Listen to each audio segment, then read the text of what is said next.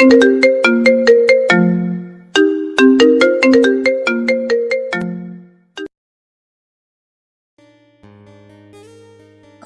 আর দুলাভাই ধাক্কা দিয়ে বাসর ঘরের ভিতর প্রবেশ করালো।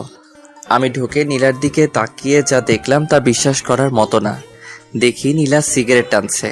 নীলা বলল, জামাইবাবু কি খবর? সামনে ইলেকশন, ভোট কিন্তু আমাকে দিতেই হবে।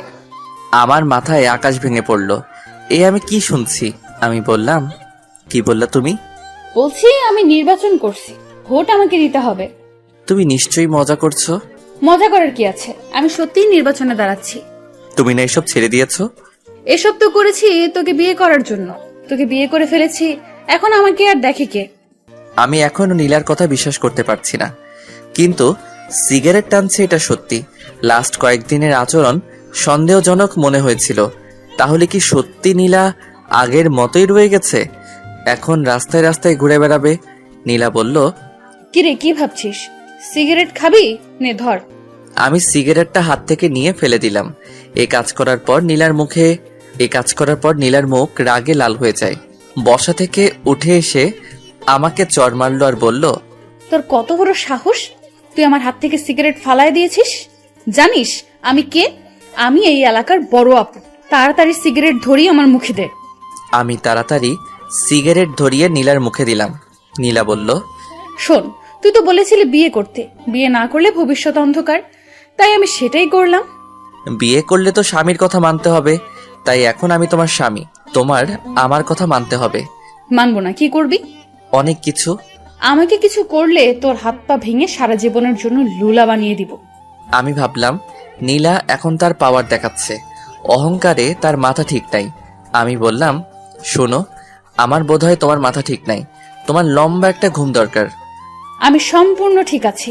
আমি যদি চেয়ারম্যান হই তাহলে কত মানুষ আমাদের সম্মান করবে, তাই না? আমার এত সম্মান দরকার নাই। তোমাদের প্রকৃত সম্মান কোথায় জানো?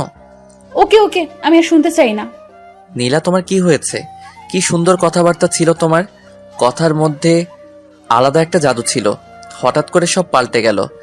আমার বোধহয় তোমার মাথা ঠিক নাই, এখন তোমার ঘুম দরকার। কি? আমার মাথা ঠিক নাই? এই বলে ঠাস করে আমাকে চড় মেরে দিল। ব্যথার কারণে কাঁদি নাই, কষ্টের কারণে চোখ দিয়ে পানি চলে আসলো। আমি নীলার পায়ে ধরে বললাম, নীলাপু, তুমি আমাকে মেরে ফেলো, কিন্তু আমার মা বাবার সাথে কটু কথা আর খারাপ ব্যবহার করো না। ওকে, পা ছাড়। না, তুমি ওয়াদা করো আমার কথার বিরুদ্ধে গেলে তাদের সাথে নরম ভাষায় কথা বলবা। ওকে, বলবো। আমি খেয়াল করলাম নীলার পায়ে ধরাতে নীলা কেমন যেন মোচড় দিয়ে উঠল। যতক্ষণ পায়ে ধরে রাখছিলাম ততক্ষণ বড় বড় শ্বাস নেয়। আমি পা ছেড়ে এক কোণায় গিয়ে বসলাম। কিছুক্ষণ কোনো কথা বললাম না। আমি বললাম, আমার ঘুমে ধরেছে, আমি ঘুমিয়ে যাই। এই সময় গয়না কে খুলবে? কেন, তোমার হাত আছে না? আমি একটা বালিশ আর খেতা নিয়ে নিচে শুয়ে পড়লাম। নীলা বলল, ওপরে শো। না, তোমার সাথে শুবো না। কেন? চিন্তা ভাবনা করে দেখো। আমি এই বলে নিচে বিছানা করে শুয়ে পড়লাম। নিচে কার্পেট আছে, বালিশ আর খেতা দিয়ে শুয়ে পড়লাম। আপু দুলাভাই কম্বল দেয় নাই, ভাবছে আজ রাতে এমনিতেই গরম থাকবো, কম্বল লাগবে না। আমি নিয়ত করলাম যতদিন পর্যন্ত নীলা আমার কথা মতো না চলবে ততদিন আমি নীলার শরীর টাচ করব না। আর যদি বেশি বাড়াবাড়ি করে তাহলে অন্য ব্যবস্থা করব। ভাবছিলাম আজ নীলার 27 বছরের জীবনের একটা কষ্টের ইতি ঘটতে যাচ্ছে, কিন্তু না, সেই কষ্টটা আরো দীর্ঘমেয়াদী হলো। নীলার মুখটা আমার চোখে ভাসছে, মন চাচ্ছে এখন গিয়ে মনের ইচ্ছা মতো কিস করার জন্য, কিন্তু সেটা সম্ভব না। যেদিন পর্যন্ত আমার পায়ে ধরে মাপ না চাইবে ততদিন পর্যন্ত কোনো স্পর্শ নাই। যদি পরকীয়া করে করুক, পরদিন অন্য মেয়ে নিয়ে আসবো। যেহেতু 27 বছর কোনো পরকীয়া করে নাই, মনে হয় না সামনে করবে। এইসব কথা ভাবতে ভাবতে কখন যে ঘুমিয়ে পড়লাম। সকালবেলা ঘুম থেকে উঠে দেখি নীলা পাশে আমাকে জড়িয়ে ধরে ঘুমিয়ে আছে বিছানার উপর। আমি সাথে সাথে উঠে পড়লাম। নীলাও উঠে পড়ল আর বলল, কি হলো, উঠে পড়লি কেন? তোমাকে কে বলেছে আমার সাথে শুতে? আমার মন চাইছে তাই। থাকো তুমি তোমার মন নিয়ে। আমি চলে গেলাম ওয়াশরুমে। ওয়াশরুম থেকে বের হয়ে টেবিলে পড়তে বসলাম। কিছুক্ষণ পড়লে মা ডাক দিল খেয়ে যেতে, খাইতে গেলাম। মা জিজ্ঞেস করলো, নীলা কই? আসে নাই? না। আসবো নে। মা আবার রুমে গেল, গিয়ে নীলাকে নিয়ে আসলো। আমি খাওয়া দাওয়া করে চলে গেলাম রুমে। একটা কথাও বললাম না, খেয়ে চলে আসলাম। বিছানায় শুয়ে মোবাইল টিপছি। নীলা চা আনলো, বলল, এই নে চা। টেবিলে রাখো। নীলা টেবিলে রাখলো। নীলা বলল, আমি বাইরে যাব। যেখানে মনে চাই যাও, আমাকে জিজ্ঞেস করার কি আছে। দেখলাম নীলা রেডি হয়ে বাইরে চলে গেল। আমিও পিছে পিছে বের হলাম, কারণ সে আমার বউ। সবচেয়ে বড় কথা হলো আমি তাকে ভালোবাসি। নীলা এলাকার কয়েকজন ছেলের সাথে দেখা করলো, তাদের সাথে অনেকক্ষণ কথা বলল। আবার নীলা বাড়ির দিকে হাঁটা ধরলো। আমি দোকানে গিয়ে সিগারেট ধরাইলাম, খেয়ে বাসায় আসলাম। দেখি নীলা ঘর ঝাড়ু দিচ্ছে। আমি বিছানায় শুয়ে পড়লাম। নীলা আমার দিকে আর চোখে তাকাচ্ছে, দেখে আমি কিছু বলি কিনা। কিন্তু না, আমি একটা কথাও বলবো না। যতদিন পর্যন্ত এসব না ছাড়বে, এভাবে মানসিক কষ্ট পেয়ে যাবে। ঝাড়ু দিয়ে আমার পাশে শুইল। আস্তে আস্তে নীলা একটা হাত আমার শরীরে রাখলো। আমি যত বিরক্ত আছে সব বিরক্ত নিয়ে নীলার দিকে তাকালাম। নীলা হাত সরিয়ে নিল।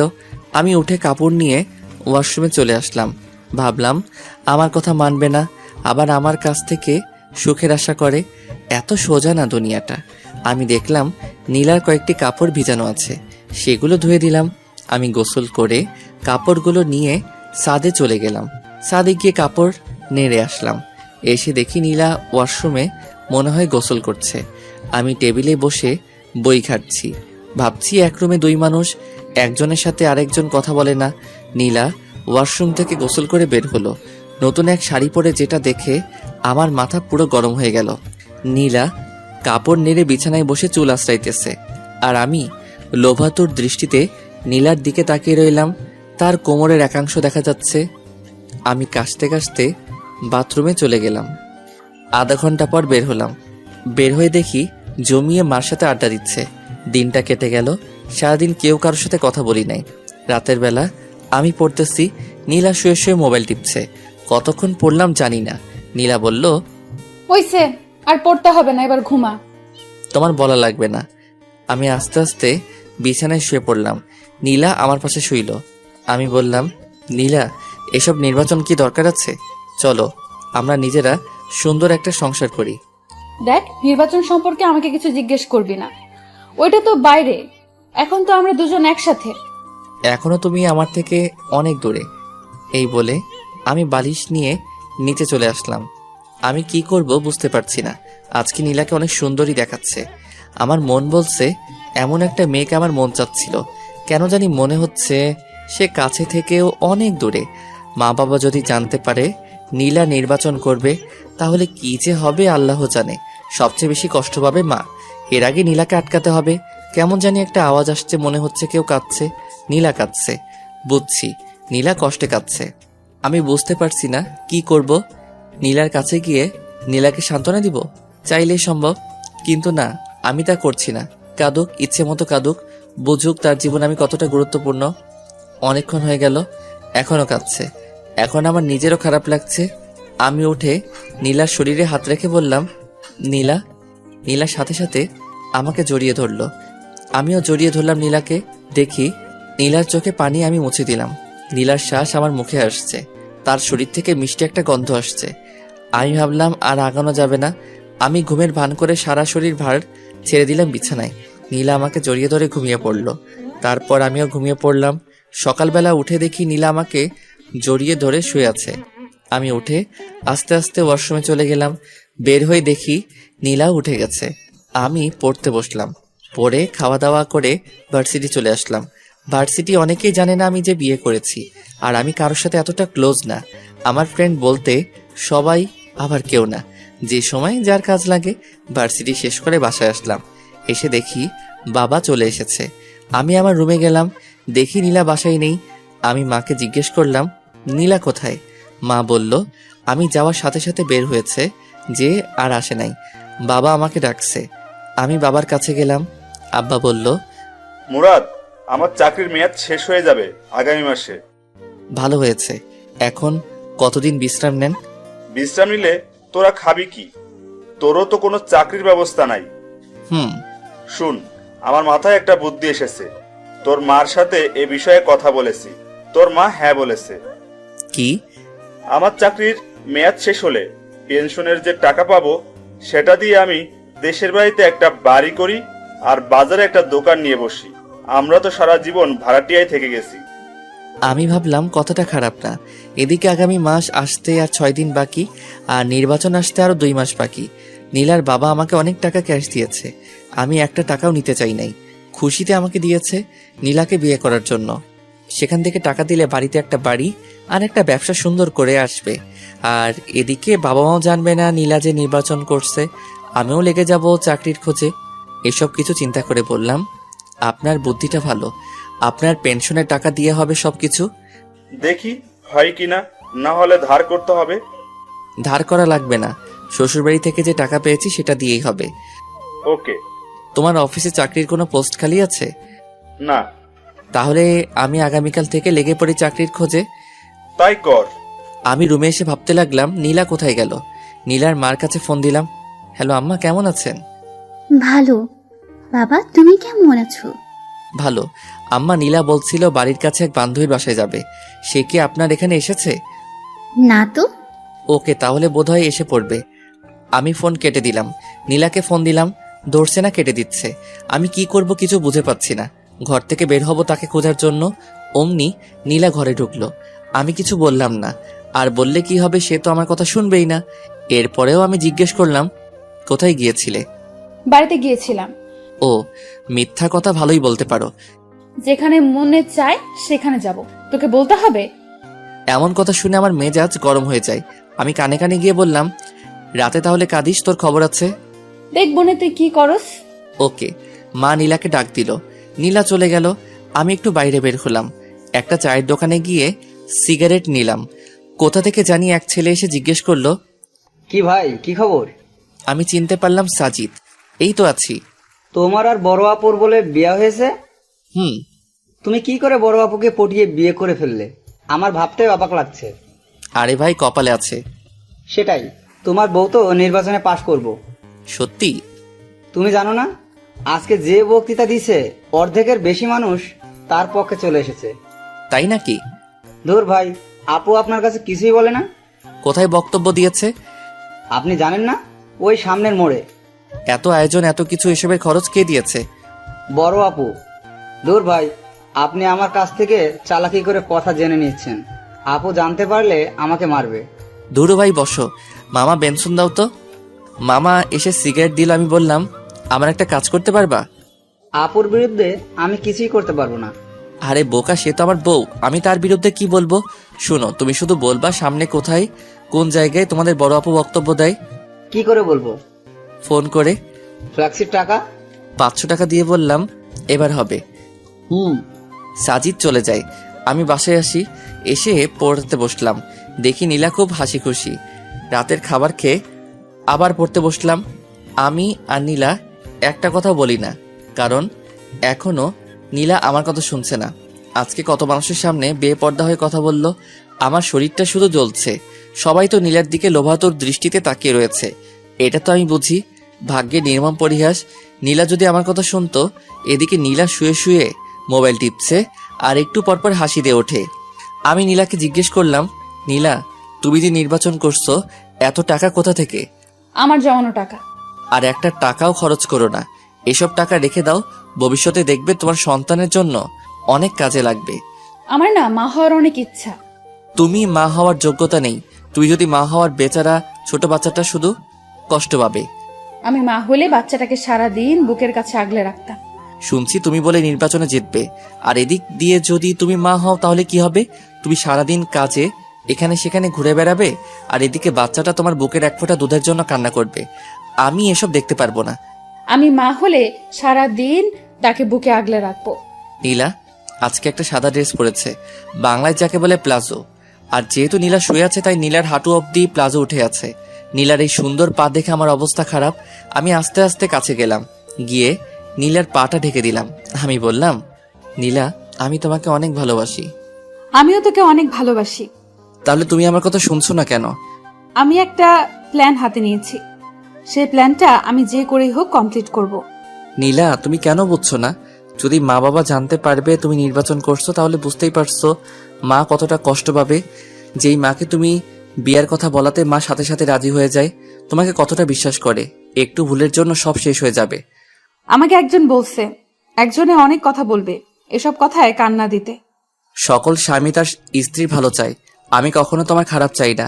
নীলা, এসব হলো ছেলে মানুষের কাজ। তোমার উচিত আমাদের সংসার কিভাবে সুন্দর করা যায় সেটা চিন্তা ভাবনা করা। যা তো এখান থেকে তুই, আমার ভালো লাগছে না। আমি জানি নীলা, আজকে তুমি কোথায় গিয়েছো। জানলে ভালো। কেন নীলা, তোমার কি একটু জানের ভয় নেই? আছে। তাহলে এত মানুষের সামনে বেপর্দা হয়ে কিভাবে কথা বললে? থুর, আমি অনেকক্ষণ প্র্যাকটিস করেছি। আর আমাকে কি কেউ মেরে ফেলবে নাকি? তুমি একা একা চলো, আমার ভয় করে। তাহলে তুই আমার সাথে চল।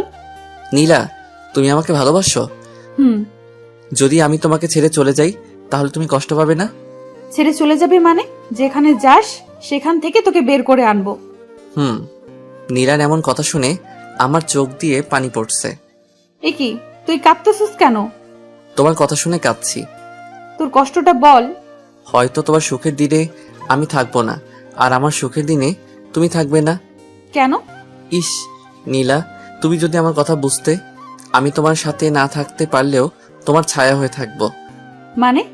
মানে বুঝতে হবে না, এখন ঘুমাও, আমি বালিশ নিয়ে নিচে আসবো। নীলা বলল, ওপরে শো, নিচে অনেক ঠান্ডা। ওকে। আমি নীলার উল্টো দিকে মুখ ফিরে শুয়ে রইলাম। ঘুম আসছে, ঘুমিয়ে পড়লাম। নীলার যে করেই হোক নির্বাচনে দাঁড়াবে এবং পাশ করেও নিজের নাম সারা দেশে ছড়িয়ে দিবে। এখন যদি যে কোনো বাতাসে উপেক্ষা করবে, রাস্তাঘাটে হাঁটলে কত সম্মান করবে মানুষ। মুরাদের আবদার নীলা বুঝতে পারে, কিন্তু নীলাকে নির্বাচনে দাঁড়াতেই হবে। নীলা ভাবছে, নীলা নির্বাচনে পাশ করলে মুরাদ দেখবে তার কত সম্মান। তার আগে যেভাবেই হোক তাকে টিকে থাকতে হবে। নীলা আবার ভাবে সে কোনো ভুল করছে না তো, কিন্তু লোকের সমর্থনে সব ভুলে যায় নীলা। নীলা বুঝতে পারছে মুরাদ খুব কষ্ট পেয়েছে। মনে মনে নীলা ভাবে আর মাত্র 2টা মাস, তারপর দেখতে পাবে তোমার আর কোনো কষ্ট থাকবে না। নীলারও ঘুম পাচ্ছে। নীলা জানে এখন মুরাদের শরীরে হাত দিলে মুরাদ রাগ করবে, তাই নীলা মুরাদের শরীর ঘেঁষে ঘুমানোর চেষ্টা করলো। আস্তে আস্তে নীলা মুরাদের শরীরটা জড়িয়ে ধরলো।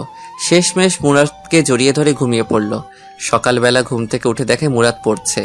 নীলা অনিচ্ছা সত্ত্বেও কেন জানি পিছন থেকে জড়িয়ে ধরল। মুরাদও নীলার হাতটা নিয়ে নীলার হাতে চুমু খেলো। আর কিছুক্ষণ পর নীলা ওয়াশরুমে চলে আসলো। একেবারে গোসল করে বের হলো। ছাদে কাপড় নাড়তে যাবে। 3 তলা থেকে 4 তলায় উঠল। 4 তলায় এক মহিলার কাণ্ড দেখে নীলা থমকে যায়। দেখলো একটা বাচ্চা ছেলেকে চোখে চোখে মুখে চুমু দিয়ে বলল, যাও বাবা, বাবার সাথে স্কুলে যাও। আর বাচ্চাটা বলল, বাই মা। যাওয়ার সময় বাচ্চাটা মার গালে চুমু খেলো। শেষমেশ টাটা দিতে দিতে বাচ্চাটা চলে গেল। নীলা পুরো কাজটা দেখলো। দীর্ঘ একটা শ্বাস ফেলে মনে মনে বলল, ইস, আমার যদি এরকম একটা বাচ্চা থাকতো। পেটের দিকে হাত দিয়ে পেটের মধ্যে হাত বুলিয়ে দেয় নীলা। মুরাদ, তুই কেন বুঝতে পারস না আমার মনের কথা? আমাকে একটা বাচ্চা দে, কসম করে বলছি, তার কোনো কষ্ট আমি হতে দিব না। নীলা আবার ভাবে, মুরাদ হয়তো ঠিকই বলেছে, এসব তো ছেলে মানুষের কাজ। আমার কাছে তো ঘরের ভেতর, আমি 2-3টা বাচ্চা নিয়ে সুখের ঘর করব। নীলা নিচে এসে দেখলো মুরাদ কলেজে চলে গেল। নীলা নিয়ত করে ফেলেছে এসব বাদ দিয়ে মুরাদের কথা মতো চলবে। নীলা ঘর থেকে বের হলো অফিসে গিয়ে নিজের পথ বাতিল করতে। বাসা থেকে বের হয়ে হাঁটা ধরল। কিছুক্ষণ যাওয়ার পর কোথা থেকে জানি এক মেয়ে এসে বলল, আপু আমার বাড়ির সামনে, প্লিজ আপু আমার সাথে একটা ছবি তুলে। বলতে পারবো আমি চেয়ারম্যান আপুর সাথে ছবি তুলেছি, সবাই আমাকে বস মানবে। প্লিজ আপু। ওকে তুলো। মেয়েটা ছবি তুলে বলল, আমার আপনাকে খুব ভালো লাগে, আমার ফ্যামিলির সবাই আপনাকে ভোট দেবে। Thank you. হেঁটে কেন, রিক্সা দিয়ে যান? আসলে শরীরটা বেড়ে যাচ্ছে তো তাই। ওকে আপু চলেন আপনাকে এগিয়ে দিই। চলো। মেয়েটা আর নীলা হাঁটছে। সামনে দিয়ে যে যায় সেই লম্বা করে একটা সালাম দেয়। নীলা হাসি মুখে তাদের বিদায় দেয়। আরো কিছুক্ষণ হাঁটার পর 6-7টা মেয়ে নীলাকে ঘিরে ধরল। আরো 10-12 জন ছেলে এসে হাজির হলো। পুরো একটা দল হয়ে গেল। এক সময় মিছিল শুরু হয়ে গেল। মিছিলের মধ্যে আরো মানুষ যোগ দিতে থাকে। পরে মোটামুটি বড় একটা মিছিল হয়ে যায়। অনেকক্ষণ সবাই বড় আপুর পক্ষে মিছিল করে। এক জায়গায় এসে এক রেস্টুরেন্টে নিয়ে সবাইকে কিছু খাওয়াইয়া তাদের বিদায় দিল। নীলা বাড়িতে চলে আসে। এসে ফ্রেশ হয়ে শুয়ে ভাবতে লাগলো কোথা থেকে কি হয়ে গেল। যে জায়গায় গিয়ে না করে আসবে এসবের মধ্যে আমি আর নাই, সেখানে গিয়ে বড় এক মিছিল করে আসলো। এত মানুষের সারা কিভাবে নীলা ফেলে দিবে? এখন কত সম্মান, পরে না জানি কত সম্মান হবে। বের হলেই মানুষ ঘিরে ধরবে। তখন মুরাদ বুঝতে পারবে আমি কেন এত কষ্ট করেছি। তখন হয়তো মুরাদ আমাকে একটা বাচ্চা নেওয়ার সুযোগ দিবে। আমি নীলার মনের ভিতর ঢুকে যাওয়ার চিন্তা ভাবনা করছি। নীলার সব কাজে রেসপন্স করব, কিন্তু আসল কাজটা করব না। আমি বুঝতে পারছি এইভাবে নীলার সাথে আর বেশি দিন থাকা যাবে না। ভার্সিটি থেকে এসে দেখি নীলা ঘুমাচ্ছে। তার মায়াবী মুখটা কি সুন্দর করে তাকিয়ে আছে। আমি অনিচ্ছা সত্ত্বেও নীলার কপালে চুমু খেলাম। নীলা পাশ ফিরে আবার শুয়ে পড়ল। আমি ফ্রেশ হয়ে নীলাকে ডাক দিলাম, নীলা আমার খিদা লাগছে। দাঁড়াও, আমি নিয়ে আসছি। নীলা একটু পর আমার জন্য খাবার নিয়ে আসে। আমি খেলাম। আমি বললাম, নীলা তুমি আজকে মিছিল করেছো? কেন? যাতে নির্বাচনে পাশ করতে পারি। ওকে, তাহলে তুমি নির্বাচন নিয়েই থাকো। মুরাদ, রাগ করিস না, আমি এখান থেকে বের হতে পারবো না। ওকে, তোমার যা ইচ্ছা তাই করো। আমি বিকালের দিকে ছাদে গেলাম, গিয়ে দেখি জ্যোৎস্না। আমি বললাম, জ্যোৎস্না আপু কেমন আছেন? ভালো, তুমি? ভালো। কেমন চলছে তোমার দিনকাল? এই তো মোটামুটি। আমার সামনে বিয়ে। ভালো। আপু আমার একটা সমস্যা, যদি একটু হেল্প করতেন। কি বলো? নীলা খালি নির্বাচন করে, এই নিয়ে তাকে আমি প্রতিদিন বোঝাই, কিন্তু সে কোনো কথা কানে নেয় না। আপনি যদি একটু হেল্প করতেন। যে তার স্বামীর কথা শুনে না, তাহলে অন্য আরেকজনের কথা কি শুনবে? তারপরেও একটু কথা বলে দেখবেন। ওকে। আমি যাই। হুম।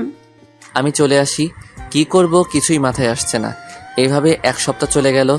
বাবা গ্রামে চলে যায়। গ্রামের বাড়িতে নতুন বাড়ি হলে মাও চলে যাবে। নীলা জিজ্ঞেস করলে বলি বাড়িতে বেড়াতে গেছে। আমি এই বিষয় নীলার কাছ থেকে সম্পূর্ণ গোপন রাখি। আর সে নির্বাচন নিয়ে ব্যস্ত। এদিকে টাইম দেওয়ার কোনো প্রশ্নই আসে না। নীলাকে কেমন জানি লাগে, তার সাথে কথা বলা, হাসাহাসি এখন আর ভালো লাগে না। এখন কেন জানি নীলাকে বিরক্তিকর মনে হয়। আমি আস্তে আস্তে নীলার সাথে কথা বলা কমিয়ে দিলাম। ওই তো আগামীকাল সারাদিন নীলার সাথে একটা কথা বলি নাই। বুঝতেই পারছেন এটা কতটা কষ্টকর। নীলাকে অনেক বোঝালাম, শেষমেশ যেই কদু সেই লাউ। আমি ভাবলাম নীলার মা বাবার সাথে এই বিষয়ে কথা বলতে হবে। আমি সময় করে চলে আসি নীলার বাড়িতে। দেখি তার মা বাবা দুজনেই বাড়িতে। হঠাৎ নীলাকে ছাড়া আমাকে দেখে তারা অবাক হয়ে যায়। নীলার মা বলল, বাবা তুমি এমন সময় একা? নীলা কোথায়? নীলা বাড়িতে। আম্মা আব্বা কিছু কথা আসছিল। নীলারে নিয়ে একটা সমস্যা হচ্ছে। কি সমস্যা? আসলে নীলা খালি নির্বাচন করে। এই সারাদিন নির্বাচন নিয়ে বাড়ির বাইরে ব্যস্ত থাকে। কত যে বললাম এসব ছেড়ে দিতে, আমরা সুন্দর করে সংসার সাজাই, কিন্তু কে শুনে কার কথা। আপনারা দুজন যদি একটু বলতেন এসব ছেড়ে দিতে, তাহলে খুশি হতাম।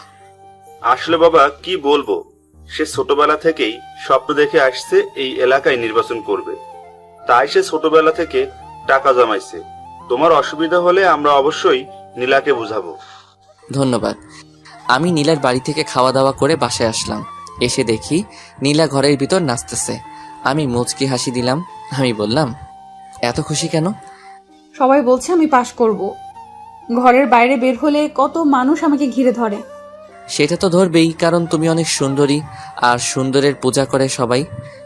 সুন্দরী বলে না, আমি চেয়ারম্যান হব বলে।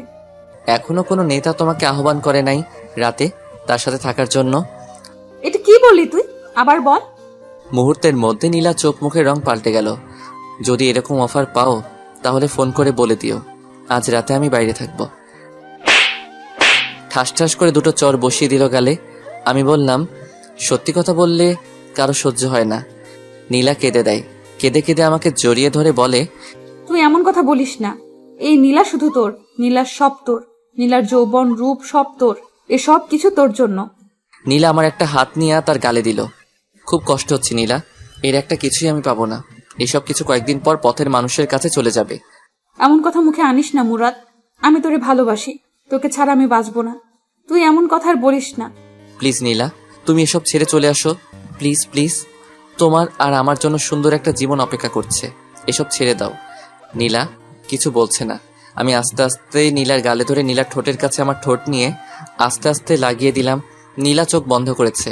নীলা আমার মাথাটা চেপে ধরলো তার ঠোঁটে। আমি পাগলের মতো কিস করছি, নীলাও। নীলার শ্বাস ভারী হচ্ছে। আমি ভাবলাম এখনই বাদ দিতে হবে, না হলে নীলাকে আটকানো কঠিন হবে। আমি আস্তে আস্তে নীলাকে ছেড়ে দিলাম। নীলা বলল, কি হলো? ভালোই তো লাগছিল, আবার ধর। মনে হয় মা ডাকছে।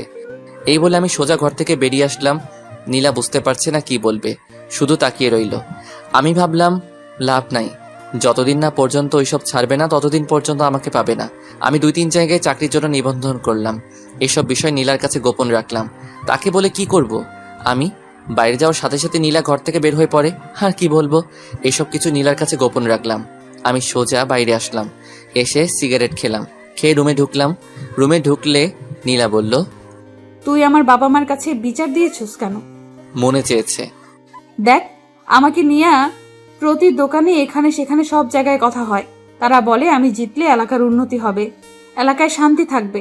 এসব মানুষের কথা আমি কি করে ফেলে দিতে পারি? আমি ছাড়তে পারবো না। ভালো, তোমার যদি মনে চাই করো, মনে থাকে যেন। পরে যখন কেঁদে কেঁদে আমাকে জোরে চিল্লাই চিল্লাই ডাকবে তখন আমাকে পাশে পাবে না। নীলা, তুমি এখন বাচ্চা মেয়ে না, ভালো মন্দ বিচার করার বিবেক তোমার মাথায় আছে। হায় রে কপাল আমার, আমারই দোষ কেন যে সুন্দরীর পাগল হলাম। যদি জ্যোৎস্নাকে অথবা তানহাকে বিয়ে করতাম তাহলে কতই না সুখী হতাম। এই বলে রুম থেকে বের হয়ে আসলাম। সোফায় এসে টিভি দেখতে লাগলাম। কিছুক্ষণ পর মা এসে বলল, আগামীকাল বাবা আসবে। দিনটা কেটে গেল নীলার সাথে, আর কথা বলি নাই। পরদিন বাবা এসে আমাকে ডাকা শুরু করলো। আমি গেলাম বাবার কাছে। একটা কাগজ ঢিল দিয়ে বলল, এসব কি মুরাদ? আমি কাগজ ধরে দেখি নীলার নির্বাচনের পোস্টার। তার মানে বাবা জেনে গিয়েছে নীলা নির্বাচন করছে। বাবা আবার বলল, কোথায় তোর বউ? কোথায়? আস্তে বাবা, আমার কথা শোনো। কি শুনবো? আমি জানি নীলা নির্বাচনে দাঁড়াচ্ছে। কি বললি তুই? নীলা নির্বাচনে দাঁড়াচ্ছে? তার কত সাহস! তাড়াতাড়ি তার মাকে ফোন দে। এমন অলক্ষী মেয়ে আমাদের দরকার নেই। শোনো, আমি তোমাদের বুঝিয়ে বলি। বাবা, আমি জানি না যে নীলা নির্বাচনে দাঁড়াচ্ছে। বাসরাতে সে আমাকে বলে, তখন যা হওয়ার হয়ে গেছে, এখন তার কিছু করার নাই। আমি নীলাকে অনেক বোঝালাম, কিন্তু কে শুনে কার কথা। আব্বা মা যা হওয়ার হয়ে গেছে, তোমরা কোনো টেনশন করো না, আমি বিষয়টি দেখছি। তোর বউ যেন আমার সামনে না পড়ে। ওকে, আমি দেখছি। আমি চলে আসলাম। দেখি নীলা চুপচাপ বসে আছে আর আমার দিকে আর চোখে তাকাচ্ছে। আমি হাসি মুখে বললাম, তোমাকে কিছু বলবো না, তোমার যা মনে চাই করো। নীলা কিছু বলল না। আমি চুপচাপ বেলকনিতে গিয়ে বাইরে তাকিয়ে রইলাম। নীলা আমার পাশে এসে দাঁড়ালো আর বলল, তোকে আমি কষ্ট দিতে চাইনি মুরাদ। আমার কষ্ট তো কিছুই না। মা আর বাবা অনেক দুঃখ পেয়েছে তোমার এই অপ্রত্যাশিত কাজে। সরি। সরি বলে কি লাভ? সরি বললে কি আর তুমি এসব থেকে ফিরে আসবে? তুমি তো বুঝতে পারছো না সবাই তোমাকে কি সম্মান করবে। বলবে, দেখো দেখো চেয়ারম্যানের জামাই। সব ছেলেরা তোমাকে দেখে হিংসা করবে। নীলা, তুমি এখনো ছোট রয়ে গেছো। আমার জায়গায় যদি অন্য কেউ থাকতো তাহলে এতদিনে কি চেয়ারম্যান হয়ে যেতে। আমি যে ভালো সেই জন্য তোমাকে বাধা দিচ্ছি। শুনো, এখন তুমি গিয়ে আমার মায়ের কাছে আর বাবার কাছে মাপ চাইবা। বলবা আর আমি নির্বাচনে দাঁড়াচ্ছি না। বলবো না। বলবা না? না না না। আমি আমার হাত উঠাইলাম চর দিতে, কিন্তু কোনো এক টানে আর পারলাম না চর মারতে। নীলা বলল, মারলি না চল, দেখতাম তোর কত সাহস। এখন যদি আমি একটা ফোন করি তাহলে শত শত ছেলে চলে আসবে। আমি চাইলে তোকে মেরে বুড়িগঙ্গা নদীতে ফেলে দিতে পারি। আমি মোবাইল দিয়ে বললাম, এই নাও, এখন তোমার ছেলেদের ফোন দাও, তারা আসুক, এসে আমাকে মেরে বুড়িগঙ্গায় ভাসাই দিক। তুই কি ভাবছিস আমি পারবো না? তুমি আবার না পারতে পারো। আমি কানে কানে গিয়ে বললাম, পারলে করে দেখা। আমি সেখান থেকে চলে আসলাম। আমার আর ভালো লাগছে না। এখন থেকে আর নীলার সাথেই শুব না। আজ 1 সপ্তাহ হলো নীলার সাথে শুই না। আমি আমার মতো, নীলা নীলার মতো। এদিকে আমার চাকরির ইন্টারভিউর জন্য কল আসলো। এদিকে বাবা মা চলে গেল গ্রামের বাড়িতে। যাওয়ার আগে নীলাকে কয়েকবার বললাম বাবা মার কাছে মাপ চাইতে, কিন্তু কে শুনে কার কথা। এখন আমি আর নীলা একা। আমি ইন্টারভিউ দিলাম। আমার আগের রেজাল্ট ভালো ছিল বলে চাকরিটা হয়ে গেল, কিন্তু সমস্যা একটাই, বাসা থেকে অনেক দূরে। আমি সকালে যাই, বিকালে আসি। নীলা ভাবে আমি ভার্সিটিতে যাই। কিছুদিন পর সন্ধ্যার সময় বাসায় ঢুকলাম। দেখি নীলা আর 5 জন ছেলে, 1 জন মেয়ে বসে আড্ডা দিচ্ছে। তাদের একজনের হাতে সিগারেট, নীলাও সিগারেট খাচ্ছে। আমি ঘরে ঢুকলে নীলা বলল, এ হলো আমার স্বামী মুরাদ। মাঝখান থেকে একজন ছেলে বলে উঠল, বড় আপু, আপনি বিয়ে করে ফেলেছেন? আমরা তো জানি না। আসলে সবই কপাল। আর মুরাদ কিন্তু খুব ভালো ছেলে, কেউ তার সাথে বেয়াদবি করবি না। ওকে আপু। আপু, আমাদের কাজটা বুঝিয়ে দেন। নীলা আমাকে বলল, মুরাদ, তুই একটু ঘরে যা। ওকে। আমার মাথা পুরো গরম হয়ে আছে, কিছু বলবো না তাকে। আমি ভাবলাম এভাবে আর চলতে পারে না। আরে আমার তো একটা সম্মান আছে। চেয়ারম্যান হওয়ার পর সবাই বলবে, দেখো দেখো চেয়ারম্যানের জামাই, কিন্তু সেটা বলবে টিটকারি করে। ভাবলাম আজ নীলাকে শেষবারের মতো বলবো, তারপর অন্য কোনো রাস্তা দেখতে হবে। নীলা তাদের সাথে কথা বলে অনেকক্ষণ। এই ফাঁকে আমি তাদের জন্য হালকা নাস্তা নিয়ে যাই। নীলার অহংকারে শেষ নাই। নীলা তাদের ছোটখাটো মিটিং শেষ করলো। আমি পড়তে বসলাম। রাতে খাওয়ার জন্য নীলা আমার জন্য বাইরে খাবার আনে। আমি খেলাম। ভাবলাম আজ একসাথে শুই। আমি শুলাম তাড়াতাড়ি, কারণ সকালে অফিসে যেতে হবে। দেখি নীলা মোবাইল টিপছে। আমি বললাম, নীলা বলো। মোবাইল রাখো। ওকে বলো। নীলা, তোমার নির্বাচন আর কতদিন আছে? আর মাত্র 15 দিন। ভালো, তোমাকে শেষবার ওয়ার্নিং দিচ্ছি। তুমি কি এখান থেকে বের হতে পারবে? আর কতবার বলবো? তাহলে শুনো, এসব ছেলে পেলে নিয়ে ফ্ল্যাটে আসবা না। কেন? আমি না করছি তাই। ওকে, তোমার যা ইচ্ছা। আমি বিছানায় শুয়ে ঘুমিয়ে পড়লাম। পরদিন সকালে উঠে গেলাম অফিসে। অফিস শেষ করে অফিসের আশেপাশে বাসা খুঁজতে লাগলাম। নীলার মুরাদের একই ঘ্যান ঘ্যান, আর ভালো লাগে না। প্রতিদিন একই বিষয় নিয়ে কথা বলে। ভালো হয়েছে তার বাবা মা চলে গেছে, না হলে কত বাধার সম্মুখীন হতে হতো। মুরাদকে নীলা অনেক ভালোবাসে, সেজন্য নীলা এত অসম্মানের পরেও মুরাদের কাছে পড়ে রয়েছে। কিন্তু নীলা বুঝতে পারছে না মুরাদের কি হয়েছে। কিছুদিন ধরে মুরাদ নীলার সাথে খুব ভালো ব্যবহার করছে, খুব হাসি খুশি, সব কাজে রেসপন্স। নীলা বুঝতে পারল মুরাদ তাহলে এতদিনে সবকিছু বুঝতে পারছে। ওই তো সেদিন নীলার মিটিং করে আসতে দেরি হয়েছিল। মুরাদ এগিয়ে গিয়ে নীলাকে নিয়ে আসে। শীত বলে দুজন এক চাদরের ভিতর একজন আরেকজনকে জড়িয়ে ধরে বাসায় আসে, যা দেখে নীলার খুব ভালো লাগে। এই মাসের শেষ কয়েকদিন নীলা মুরাদকে জড়িয়ে ধরে ঘুমায়। মুরাদের প্রতি নীলার ভালোবাসা অনেক বেড়ে যায়। কিন্তু এসব কিছু রীতি ঘটলো ওই দিন দুপুরে। ঘুম থেকে উঠে দেখলো মুরাদের বই কাপড় চোপড় কিছুই নেই, আর টেবিলের উপর একটা চিঠি পেল। নীলা উঠে পুরো রুম দেখলো, তেমন কিছুই নেই। কয়েকটা বই আর কিছু কাপড় চোপড় পরে আছে, সেগুলো পুরাতন। আলমারি খুলে দেখলো মুরাদের কিছুই নেই। তাহলে কি মুরাদ চলে গেল কোথায়? নীলা জোরে জোরে মুরাদ বলে ডাক দিল। তার শব্দই আবার ফিরে আসলো। পুরো ফ্ল্যাট চেক করলো, প্রয়োজনীয় সবকিছু আছে। নীলা আস্তে আস্তে চিঠির কাছে আসলো। নীলার বুকটা কাঁপছে। মুরাদ কি চলে গেছে? আগে মোবাইল নিয়ে কল করলো মুরাদের নাম্বারে, ফোন বন্ধ। এবার চিঠির কাছে এসে চিঠি হাতে নিল, কাপা কাপা হাতে। চিঠি খুলে পড়তে লাগলো। চিঠিতে লেখা আছে, নীলা, আমি কোনো চিঠি লিখছি না যাতে পরে উত্তর দিতে না পারো। নীলা, একটা কথা তো জানো, স্বাধীনতা অর্জন করার চেয়ে রক্ষা করা কঠিন। আমার ক্ষেত্রে সেটাই হয়েছে। আমি তোমাকে খুব ভালোবেসে ফেলেছিলাম, কিন্তু সেটা ধরে রাখতে পারিনি। নীলা, আমি তোমার সাথে মোটামুটি অনেক সময় কাটিয়েছি। নীলা, তুমি যখন বলতে আমি কোথাও চলে গেলে আমাকে যেখান থেকে পারো ধরে নিয়ে আনবে, তখন আমার খুব অহংকার হতো। আনলে আবার কি হবে? আমার একই কথা, নির্বাচন করো না। সেরকম কথা তোমাকে শুনতে আর হবে না। আমি চলে গেলাম। এখন তুমি নির্বাচনে বেশি ফোকাস করতে পারবে। দোয়া করি নির্বাচনে পাশ করে এলাকার উন্নতি করতে পারো। সবাই একটা চেয়ারম্যান থেকে এটাই আশা করে, আর সবসময় গরিব দুঃখীদের পাশে থাকবে। দেখবে তুমি ভালো একটা চেয়ারম্যান হতে পারবে। নীলা, আমি দুঃখিত, আমি ভালো একটা স্বামী হতে পারিনি, তোমার কথায় রাজি হতে পারিনি।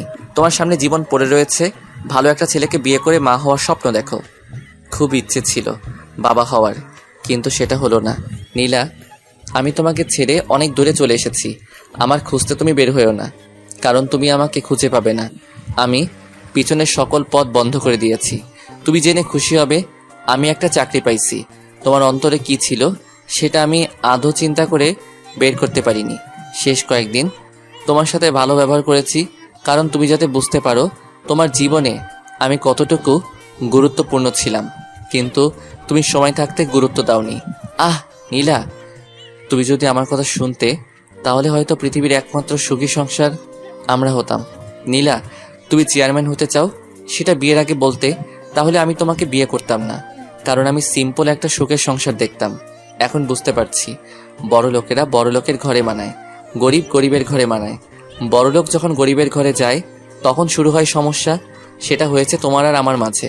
তুমি দেখতে বড় হওয়ার স্বপ্ন, আর আমি দেখতাম সিম্পল জীবনযাপন। তোমার স্মৃতি হিসেবে তোমার দেয়া চরগুলো থাকবে আমার সাথে। আর হ্যাঁ, অবশ্যই নামাজ পড়বে। নির্বাচনে পাশ করতে পারো সেজন্য দোয়া করবে। আমিও দোয়া করি তুমি ভালো একটা চেয়ারম্যান হও।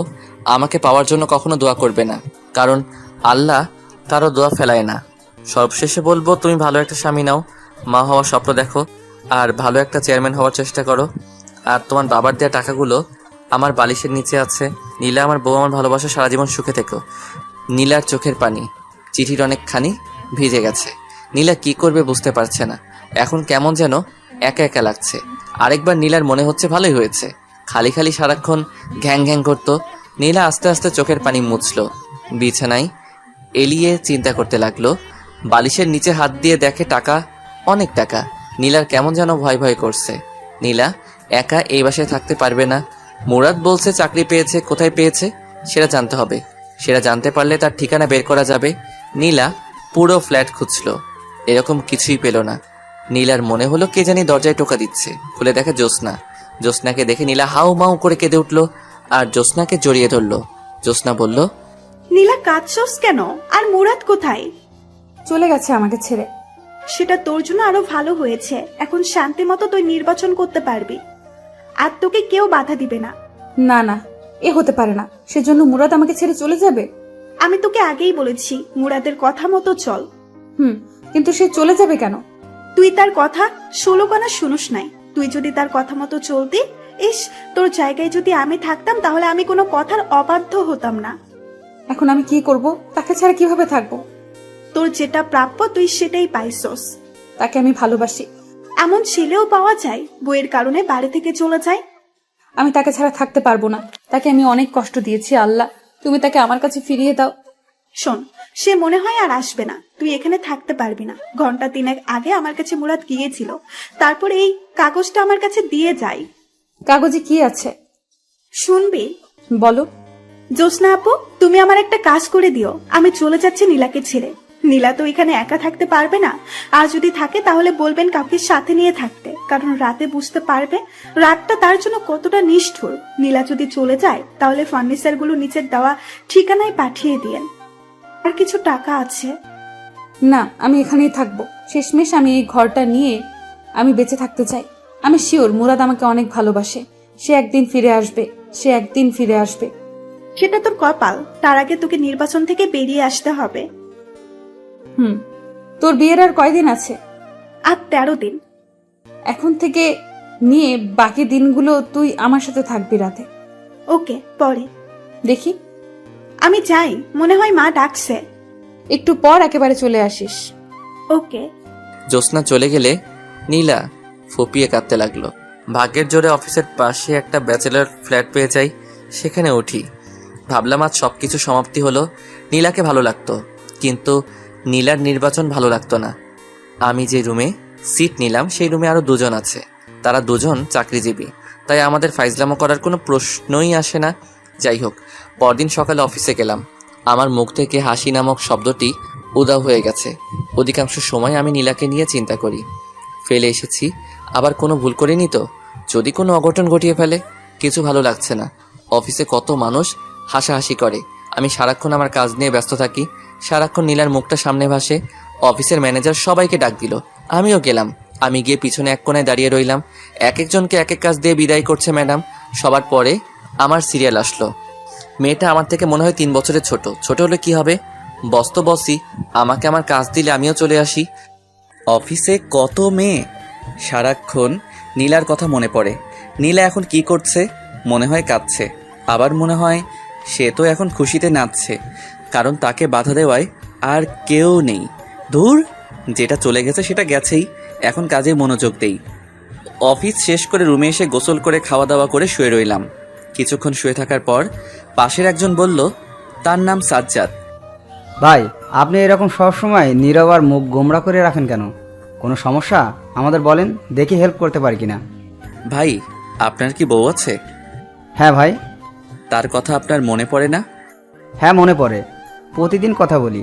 আজকে তো কয়েকবার কথা বললাম। ভাই, আমি আমার বউকে সারা জীবনের জন্য ছেড়ে চলে এসেছি, তাই ভাই তার কথা চিন্তা করি। কেন ভাই, আপনি আপনার বউকে ছেড়ে চলে এসেছেন? ভাই, শখের বশে এক সিনিয়র আপুকে বিয়ে করেছিলাম। বিয়ের পর তার কথা আমি শুনতাম, কিন্তু সে আমার কথা শুনতো না, তাই ছেড়ে চলে এসেছি। Very interesting. আমরা দেখি যত কম বয়সী মেয়ে, আর তুমি কি না সিনিয়র আপুকে বিয়ে করো। থাক ভাই, যা হওয়ার হয়ে গেছে, এখন সামনে ফোকাস করেন, দেখবেন আরো ভালো মেয়ে কপালে আসবে। আমি পড়তে বসলাম, কারণ আমাকে ভার্সিটি শেষ করতে হবে। এটা বেসরকারি, যে কোনো সময় চাকরি চলে যেতে পারে। পরদিন অফিসে গেলাম, সারাদিন অফিস করলাম, কারোর সাথে কথা বলিনি। সবাই টিফিন করে আর আমি নীলার কথা চিন্তা করি। সে কি এখনো ঠিক আছে নাকি? আমি নেই বলে কারোর সাথে কামে লিপ্ত হয়েছে? না না, নীলা এরকম মেয়েই না। ভাবলাম নীলাকে একটা নজর দেখে আসবো, আগামীকালই যাব। অফিস শেষ করে চলে আসব। এক লোক এসে খবর দিল ম্যানেজার ডাকছে। আমি অফিসে গেলাম। ম্যাডামকে দেখে আমার মেজাজ গরম হয়ে যায়। ম্যাডাম, এটা কোনো কাপড় পরলো? একটা টাইট জিন্স আর টাইট শার্ট, ঠোঁটে লিপস্টিকে ভরা, চুলগুলো মাথায় পাহাড় করে রেখেছে। আমি লজ্জায় মাথা নিচু করে দাঁড়িয়ে রইলাম। নীলাকে আমি জিন্স অবস্থায় 2 দিন দেখেছি, তারপরেও প্রথম আর সবসময় নর্মাল পোশাক পরতো, যার কারণে নীলাকে আমার অনেক ভালো লাগতো। আর শাড়ি পরা অবস্থায় দেখলে মনে হতো, রিয়ান ভাইয়ের কথাটা, কোন গ্রহ থেকে এসেছো তুমি, যেখানে শুধু রূপের চর্চা করা হয়। এখন নীলার শাড়ি পরা মুখটা মনে হলে শরীরে কাঁপুনি দিয়ে ওঠে। বসেন। আমি মাথা নিচু করে চেয়ারে বসলাম। আবার বলল, মুরাদ ভাই, এখানে কি আপনার কোনো কাজ করতে অসুবিধা হচ্ছে? না। তাহলে সব সময় এমন মন মারা হয়ে থাকেন কেন? 2 দিন একেবারে বেশি। আমার মতে এই অফিসে আসার পর একমাত্র আমার সাথে আপনি কথা বলেছেন। কেন? কারণ জানতে পারি? না, আমি শুধু আমার কাজ করব। এমন মানুষ হয়? আপনার বাড়িতে দেখলাম আপনি বিবাহিত। আপনার ওয়াইফের সাথে কোনো সমস্যা হয়েছে? সেরকমই ধরতে পারেন। এটা কোনো সমস্যা হলো? সেজন্য আপনি যাওয়ার সময় তার সবচেয়ে বেশি পছন্দের জিনিসটা নিয়ে যাবেন, দেখবেন সব ঠিক হয়ে যাবে। আমি চলে আসলাম। হিসেব করে দেখলাম নির্বাচনের আর মাত্র কয়েকদিন বাকি। পরদিন অফিস বন্ধ, তাই সময় করে রাতে এলাকায় আসলাম, যাতে কেউ না চিনতে পারে। শীতের রাত, মুখে মাফলার জ্যাকেট বেঁধে, সাথে মাথায় ক্যাপ দিয়ে রাস্তায় হাঁটছি। হাঁটতে হাঁটতে বাসার সামনে গেলাম। বাসার নিচে দাঁড়িয়ে আর চোখে বেলকনিতে তাকাচ্ছি। দেখি বাতি জ্বালানো, তার মানে নীলা এখানেই আছে। সে কি কাঁদছে নাকি হাসছে, সেটা যদি দেখে যেতে পারতাম। অপেক্ষা করি, যদি বেলকনিতে আসে। বেশি অপেক্ষা করতে হলো না, না চাওয়ার চেয়ে বেশি পেয়ে গেলাম, যেটা দেখে নীলার আসল মুখোশ উন্মোচন হয়ে গেল। দেখি 3 জন ছেলে আর 4 জন মেয়ের সাথে নীলা হাসতে হাসতে বের হচ্ছে, যেটা দেখার জন্য আমি মোটেও প্রস্তুত ছিলাম না। আমি ভাবলাম আমার ধারণা সব ভুল। আমি ভাবছিলাম নীলা বোধহয় মন খারাপ করে বসে আছে, কিন্তু না, নীলার মতো নির্বাচনের কাজ করছে। থাকুক সে তার নির্বাচন নিয়ে, আমি থাকি আমার মতো। আর নীলার চিন্তা মাথায় আনবো না, এলাকার নাম মুখে নিব না। আমি মন খারাপ করে বাসায় চলে আসলাম। সারা রাত ঘুম নাই। কি করব? আমি নীলাকে ছেড়ে চলে আসলাম, অথচ আমি বেশি কষ্ট পাচ্ছি। আর এদিকে নীলা খুশিতে শেষ। শখের বসে গিয়েছিলাম সিনিয়র মেয়েকে বিয়ে করতে, আবার সে বলে এলাকার ডন। এমন ফালতু মেয়ে আমার কপালে জুটলো। সে বলে আমার বউ। দূর, ঘুমাই। এসব চিন্তা করতে করতে কখন যে ঘুমিয়ে যাই। এদিকে নীলা কাঁদতে কাঁদতে চোখ ফুলিয়ে ফেলেছে, কারণ মুরাদকে ছাড়া নীলার এক মুহূর্ত ভালো লাগে না। সারাদিন ঘরে নীলা একা, কিছু ভালো লাগে না, খাওয়া দাওয়া ঠিক মতো করে না। এখন নীলা মুরাদের অভাব হাড়ে হাড়ে টের পাচ্ছে। 2 দিন ধরে নীলা নির্বাচনের কোনো কাজে যাচ্ছে না, কারণ তার মন ভালো না। কি বলবে গিয়ে নীলা? ওই দিন রাতে নীলাকে তার সাথের লোকেরা দাওয়াত দিল। নীলা বলে দিয়েছে আসতে পারবে না, কিন্তু হলো কি, রাতে কয়েকজন বাসায় এসে হাজির। তাদের জোড়াজড়িতে নীলা তাদের সাথে গেল। সেখান থেকে এসে জ্যোৎস্নাকে কল দিল। জ্যোৎস্না আসলো। রাতে জ্যোৎস্নার সাথে ঘুমাই। 2 জন শোয়ার পর জ্যোৎস্না বলল, এসব তুই ছাড়বি? এসব ছাড়লে দেখ মুরাদ তোর কাছে ফিরেও আসতে পারে। সত্যিই মুরাদ আবার আমার কাছে ফিরে আসবে? যখন শুনবে তুই আর নির্বাচনে দাঁড়াচ্ছিস না, তখন বুঝতে পারবে তুই মুরাদের কথা শুনছোস। কি করে বুঝবো? সে কি এই দেশে আছে নাকি নাকি নতুন বিয়া করে ফেলছে? এই বলে নীলা কেঁদে দিল। নীলা, কাঁদিস না, তার জন্য দোয়া করবেন, সে যেন ভালো থাকে। দেখবি একদিন ঠিকই আল্লাহ তোদের দুজনকে মিলিয়ে দেবে। নীলা ফুপিয়ে ফুপিয়ে কাঁদছে আর মোবাইল থেকে ছবি বের করে মুরাদকে দেখছে। এসব দেখতে দেখতে কখন যে ঘুমিয়ে যায়। সকালে উঠে নীলা নামাজ পড়ে আল্লাহর কাছে অনেক কান্নাকাটি করে। মুরাদকে ফিরিয়ে দেওয়ার জন্য। আমি পরদিন অফিসে যাই। গতকাল থেকে আজকে আমার মনটা বেশি খারাপ। অফিস শেষ করে চলে আসব, একজন এসে বলে গেল ম্যাডাম ডাকছে। আমি ম্যাডামের অফিসে গিয়ে মাথা নিচু করে দাঁড়িয়ে রইলাম। বললাম, বসেন। আমি আস্তে আস্তে বসলাম। এখন আপনি আমার সামনে হাসি দেবেন। পারবো না। দেন বলছি, দেন, না হলে আপনার চাকরি নট। আমি হাসি দেওয়ার চেষ্টা করলাম, কিন্তু হাসির বদলে ফুপিয়ে ফুপিয়ে কান্না শুরু করলাম। এটা কি হলো? আমি বললাম হাসতে আর আপনি কিনা কাঁদছেন। প্লিজ কাঁদবেন না, এই নিন টিস্যু। টিস্যু নিয়ে আমি চোখ মুছলাম। ম্যাডাম বলল, এক্স্যাক্টলি আপনার সমস্যা কি আপনি আমাকে খুলে বলবেন? হুম। আপনার ওয়াইফ কি মারা গেছেন? না, তবে বেঁচে থেকেও আমার সাথে নেই। আমি বুঝেছি। যান, আপনাকে কিছুদিন ছুটি দিলাম, বউকে নিয়ে কোথা থেকে ঘুরে আসেন। আমি চলে আসলাম, কিন্তু পরের দিন আমি অফিসে যাই। ম্যাডাম অবাক হয়ে যায়, কিন্তু কিছু বলল না।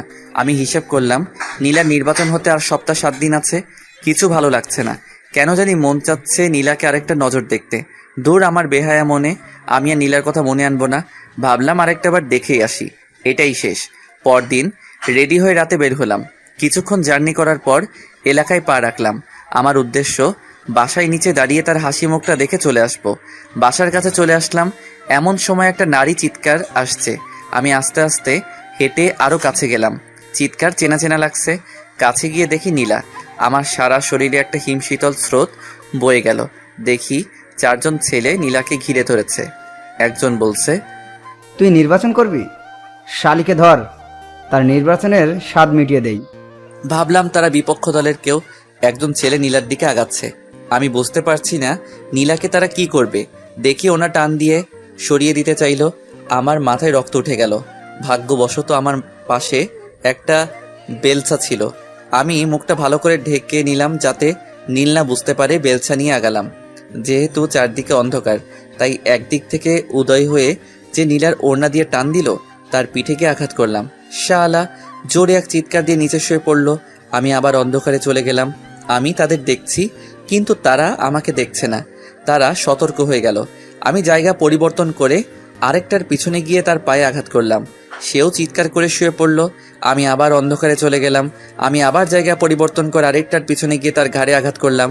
সেও শুয়ে চিৎকার করতে লাগলো, ও মা গো, ও মা, ও মা গো। আমি অন্ধকারে চলে গেলাম। যেহেতু শীতের রাত, কুয়াশা, কিছুই দেখা যায় না। আবার রাত। আরেক হালা চিৎকার করে বলছে, শালা কে রে তুই? সাহস থাকলে সামনে আয়। আমি আস্তে আস্তে পা টিপে তার পিছনে গিয়ে দাঁড়ালাম। শেষমেশ সে বুঝতে পারে, কিন্তু ততক্ষণে আমার হাত রেডি। সে ঘুরে আর আমি তার কানে নিচে নরম জায়গায় ঘুষি চালালাম। সে দাঁড়ানো থেকে অজ্ঞান হয়ে ডাইরেক্ট রাস্তায় পড়ল। একজনকেও মাথায় আঘাত করলাম না, যদি মারা যায়। আমি আবার অন্ধকারে চলে গেলাম। বাকি 3 জন তাকে উঠিয়ে দৌড়। তারা চলে গেলে আমি নীলার সামনে প্রকাশ হলাম। তার সামনে বেলচা ঢিল দিয়ে রাস্তায় ফেলে ঘুরিয়ে উল্টো হয়ে হাঁটা ধরলাম। কিন্তু নীলার চালাক চোখ আমাকে চিনতে পারে।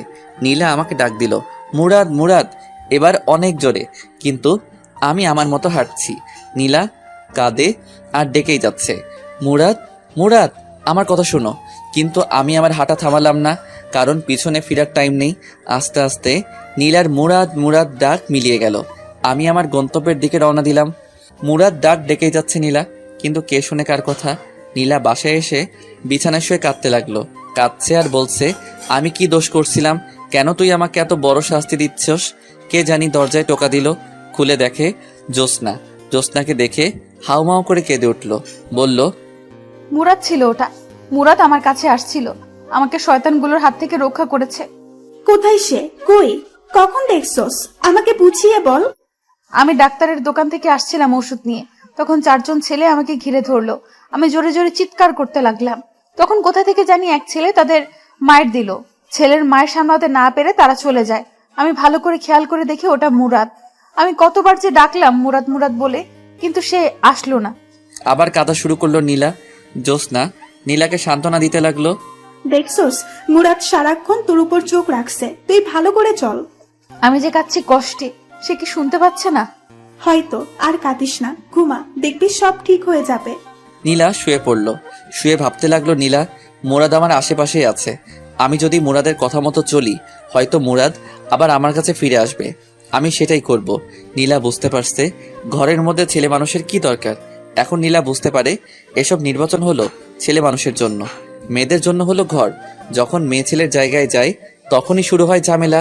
আর আমি মুরাদকে ছাড়া কিছু কল্পনা করতে পারি না। মুরাদ আমার সব। এসব চিন্তা করতে করতে নীলা ঘুমিয়ে যায়। পরদিন ওঠে। এভাবে 5 দিন চলে যায়। নির্বাচনের আর 2 দিন আছে, কিন্তু মুরাদ আর আসে না। শেষমেশ নীলা নির্বাচন থেকে অব্যাহতি নেয়, কারণ তার দরকার মুরাদকে। আর নির্বাচন না করলে মুরাদ আসবে। মুরাদকে নিয়ে নীলা বাকিটা জীবন পার করে দিতে চায়। আজ 5 দিন হয়ে গেল, আমি ওই দিনের ঘটনা ভুলতে পারছি না। নীলার মুরাদ মুরাদ ডাকটা কেন জানি এখনো আমার কানে বাজছে। আমার মন বলছিল, যা গিয়ে তোর ভালোবাসাকে জড়িয়ে ধর, কিন্তু আমার পা সামনে হেঁটে চলে এসেছে। নীলাকে আমার অনেক মায়া লেগেছে, কারণ নীলা আগের থেকে অনেক শুকিয়ে গেছে। কেমন যেন নীলার মুখে সেই লাবণ্যতা নেই। আমি বুঝতে পারছি নীলা অনেক কষ্টে আছে, কিন্তু এত কষ্টের পরেও কি নীলা নির্বাচন ছেড়ে আমার কাছে মাপ চাইবে? আমার মা বাবার কাছে মাপ চাইবে? কে জানি। 6 দিনের মাথায় আমি অফিস শেষ করে চলে আসছি। এক লোক এসে বলল, ম্যাডাম ডাকছে। ম্যাডামের নাম তানিয়া। আমি অফিসে গেলে ম্যাডাম বলল, আপনার নাম কি? মুরাদ। আপনার ওয়াইফের নাম কি? সেটা না বললে হয় না? বাড়ি কোথায়? নরসিংদী। ওকে যান। আমি ম্যাডামের কাজ করবার কিছুই বুঝলাম না। নির্বাচনের 2 দিন পর গেলাম এলাকায় শিওর হতে নীলা নির্বাচনে পাশ করেছে কিনা। আমি এলাকায় ঢুকে এক লোককে জিজ্ঞেস করলাম, ভাই এই এলাকার চেয়ারম্যানকে? আগে যে ছিল সে। মানে তাহলে আপনাদের বড় আপু নির্বাচনে পাশ করে নাই?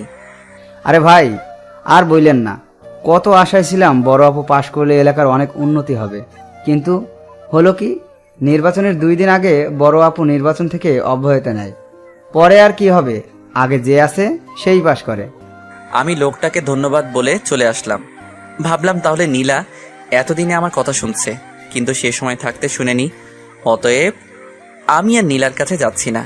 এদিকে নীলা একা হয়ে গেল, কারণ জ্যোৎস্নার বিয়ে হয়ে গেছে। নীলা রাতে কিভাবে থাকবে? বাড়িতেও নীলা কিছু বলে নাই। নীলা ভাবলো সারা রাত মুরাদের কথা চিন্তা করে কাটিয়ে দিবে। নীলা রাতে অনেক ভয় পায়। বুঝতে পারছে মুরাদ তার কাছে এতদিন কি ছিল। রাতে নীলা ঘুমাতে পারে না ভয়ে, শেষ রাতে ঘুমিয়ে যায়। নীলা চিন্তা করছে আজকে রাতে কিভাবে থাকবে। নীলার এক ফুফাতো বোনের কথা মনে পড়ল, তার নাম তানিয়া, খুব হ্যান্ডসাম আর নীলাকে খুব সম্মান করে। নীলা ভাবলো তানিয়াকে ফোন করে দেখা যায় কয়েকদিন থেকে যায় কিনা। পরেরটা পরে দেখা যাবে। নীলা তানিয়াকে ভিডিও কল দেয়। তানিয়া ফোন ধরে। আসসালামু আলাইকুম তানিয়া, কেমন আছো? জি আপু, ভালো। তুমি কেমন আছো? এই তো ভালো। তোমার চেহারা তো তা বলছে না। আমার চেহারা কি বলছে? মনে হচ্ছে তুমি অনেক কষ্টে আছো, কেমন যেন আগে থেকে শুকিয়ে গেছো। শোনো, এখন থেকে তুমি আমার কাছে থাকবে। কেন, তুমি না বিয়ে করেছো? তোমার জামাইয়ের কি হয়েছে? ওর কথা আর বলিস না। এখন তুমি বলো কখন আসবা? অফিস শেষ করে চলে আসবো। কাপড় চোপড় নিয়ে আসবা, কিছুদিন থাকবা। ওকে? ওকে, চলে আসবো। নীলা ভাবলো যাক একটা ব্যবস্থা হলো।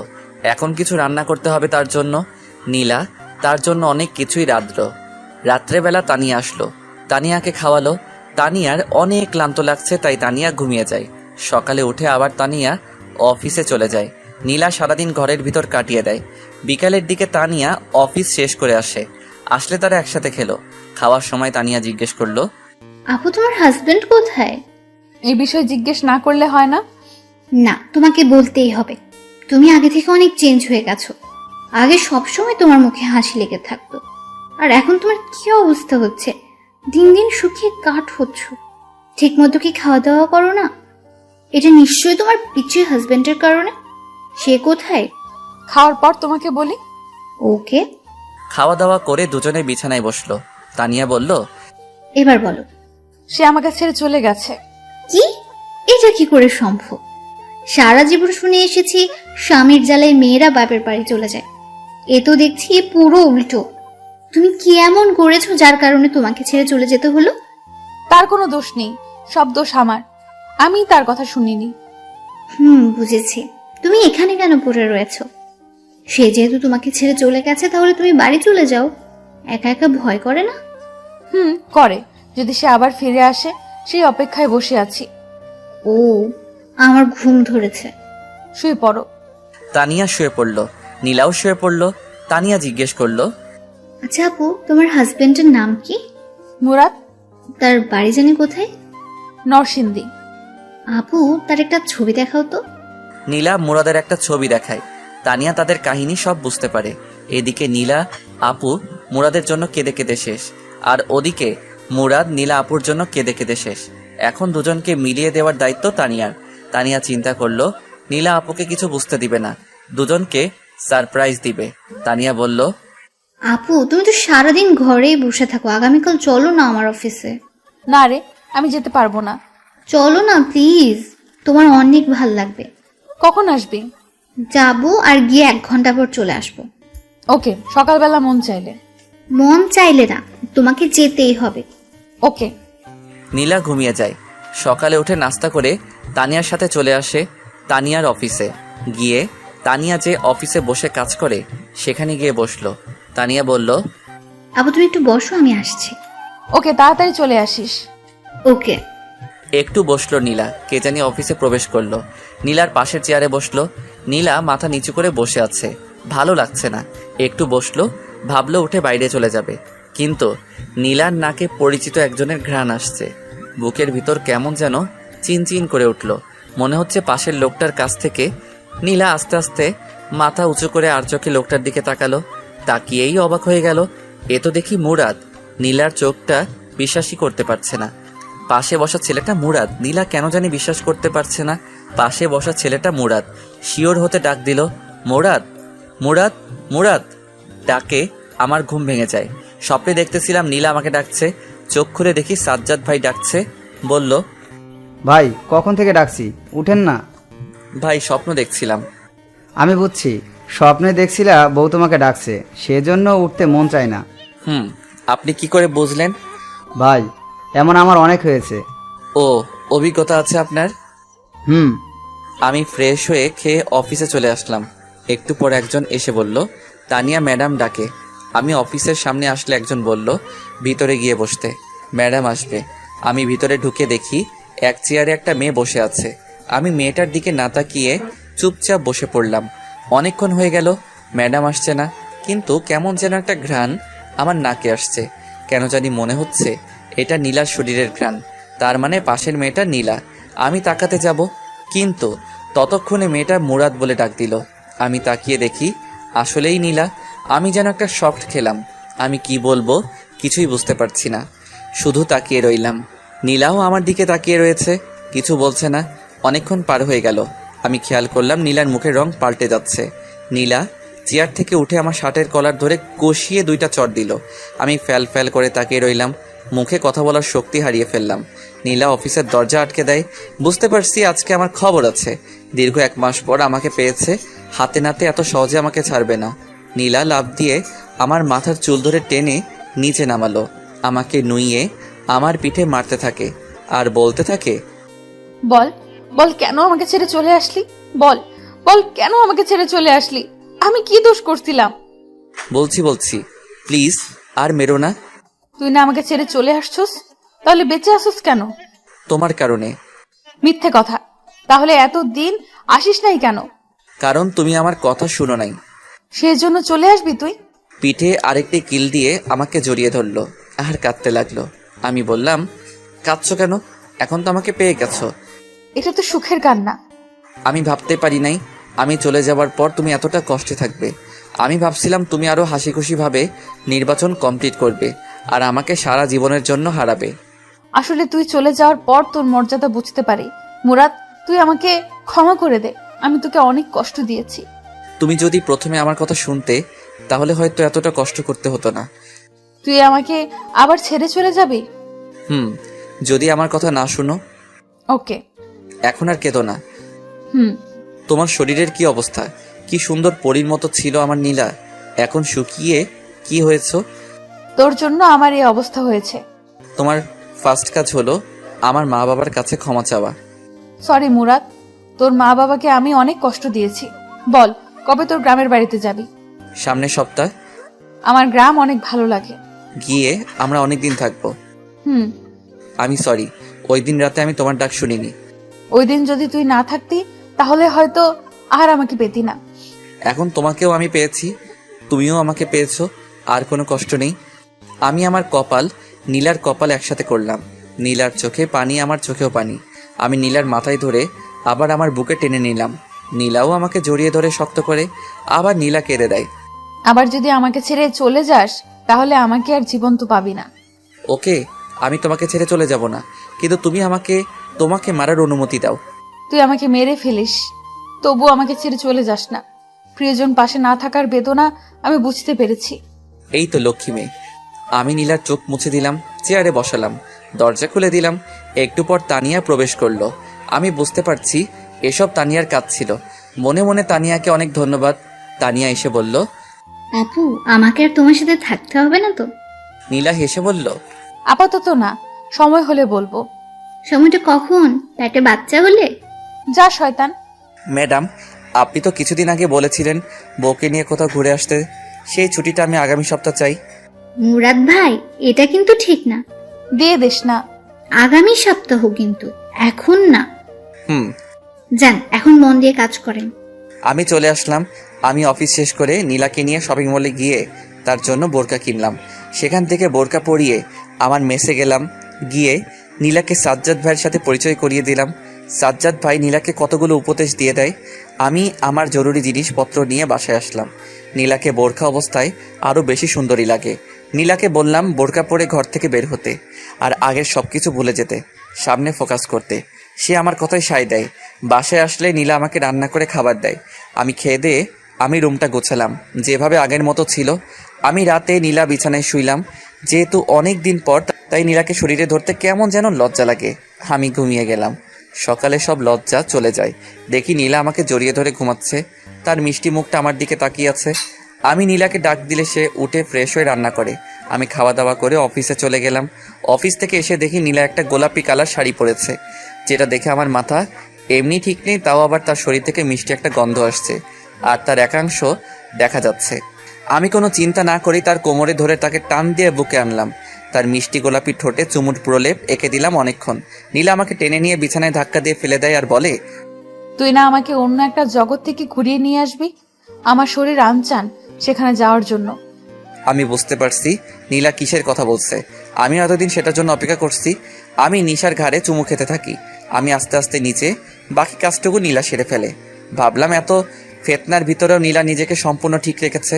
আমরা সন্ধ্যার সময় শুইলাম, উঠলাম। পরের দিন সকালে নীলা বলল, এই জিনিসটা এত মজা, এত সুখ আগে যদি জানতাম তাহলে আমি তোর কথার কখনো অবাধ্য হতাম না। আমি আরো 10 বছর আগে বিয়ে করে ফেলতাম। তখন কিন্তু তুমি আমাকে পেতে না। তা ঠিক। এখন বলো কি খাবে? সেটাও বলে দিতে হবে। না, এখন না। আমি নাস্তা তৈরি করছি, খেয়ে দিয়ে অফিসে যাও। ওকে। আমি অফিসে চলে আসি। পরের সপ্তাহ আমরা গ্রামের বাড়ি আসি। সেখানে 1 সপ্তাহ থাকি। নীলা মা বাবার পায়ে ধরে মাপ চায়। নীলাকে ক্ষমা করে দেয়। সপ্তাহে একটা পরীক্ষা, তাই ভার্সিটি পরীক্ষা দিয়ে শেষ করলাম। আরও ভালো কোম্পানিতে চাকরির আবেদন করলাম, কিন্তু তানিয়ার রিকোয়েস্টে সেই অফিস থেকে গেলাম। কিন্তু আমার প্রমোশন হয়। আসা যাওয়ার জন্য নীলার বাবার কাছ থেকে একটা গাড়ি নেয় আমার জন্য। 1.5 বছর পর আমাদের একটা মেয়ে হয়। দেখতে নীলার মতো হয়েছে। আসলে ভালোবাসা চেয়ে পাওয়া যায় না, ভালোবাসা দিতে হয়। ভালোবাসা দিলেই তুমিও ভালোবাসা পাবে। ধন্যবাদ সবাইকে আমাদের পাশে থাকার জন্য।